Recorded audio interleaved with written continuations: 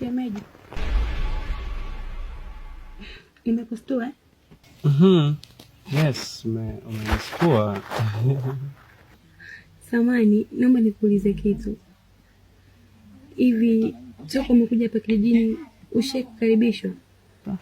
Yes, yeah, of course. Mdogo wangu wakati anakuja kunipokea stand pale Lucho, amenikaribisha vizuri sana, lakini pia ndugu jamaa na marafiki hata hapa kwake kwenye mji wake amenikaribisha vizuri kwa upendo, amenitambulisha kwako. Kwa hata huko nyuma pia nimewahi kukaribishwa, kwa unajua na uelewa mzuri sana.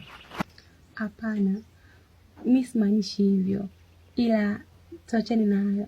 Unajua shemeji, mimi ni mwanamke mzuri sana na nina uwezo wa kumvutia mwanaume yoyote nitakayepita mbele yake. Au wewe unanionaje? Yeah, you are looking so beautiful.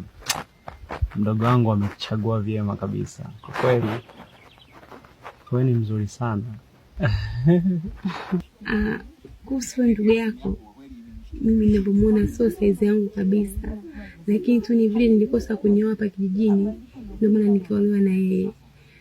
Lakini pia hivi unajua shemeji, kama wewe ni mwanaume mzuri sana, na katika hiki kijiji sijawahi kumuona mwanaume mzuri kama wewe.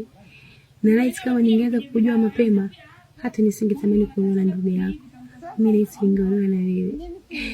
No, okay. Nafurahi sana kusikia hivyo. Nafurahi kusikia kwamba unanijali, unanipenda. I'm happy.